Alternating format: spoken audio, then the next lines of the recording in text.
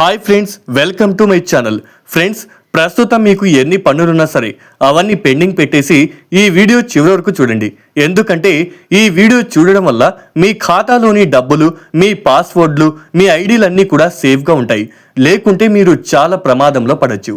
అందుకే ముందే చెప్తున్నాను, ఈ వీడియో చివరి వరకు చూడండి. ఫ్రెండ్స్, సాధారణంగా మన మొబైల్లో 2 రకాల కీబోర్డులు ఉంటాయి. అవి నంబర్ 1 వచ్చేసి డిఫాల్ట్ కీబోర్డ్, అంటే గూగుల్ కీబోర్డ్, సామ్సంగ్ కీబోర్డ్ ఇలాంటివన్నమాట. ఇవి ఫోన్ సిస్టంలోనే ఉంటాయి. ఇవి government, Google security rules follow అవుతాయి. అందుకే ఇవి ఎక్కువ సేఫ్. దీనివల్ల పెద్దగా ప్రమాదమేం ఉండదు. కానీ మనం ఎక్స్ట్రాగా గూగుల్ ప్లే స్టోర్ నుంచి కానీ ఇంకా వేరే వెబ్సైట్ నుంచి మనం యాప్స్ డౌన్లోడ్ చేసుకుంటాం కదా, కీబోర్డ్కి సంబంధించినటువంటి యాప్స్. అంటే వాటిని మనము థర్డ్ పార్టీ కీబోర్డ్ యాప్స్ అని అంటాం.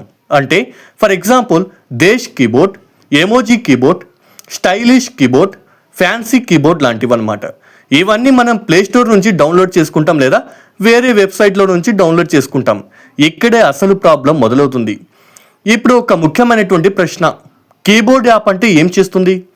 మన ఫోన్ మనం టైప్ చేసే ప్రతి అక్షరం, ప్రతి నంబర్, ప్రతి పాస్వర్డ్ అన్నీ కీబోర్డ్ ద్వారానే కదా వెళ్తాయి.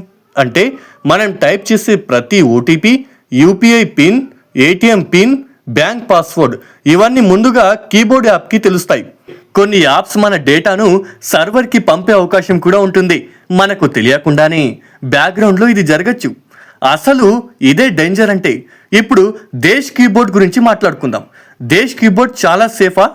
కొంతవరకు సేఫ్ అని చెప్పచ్చు.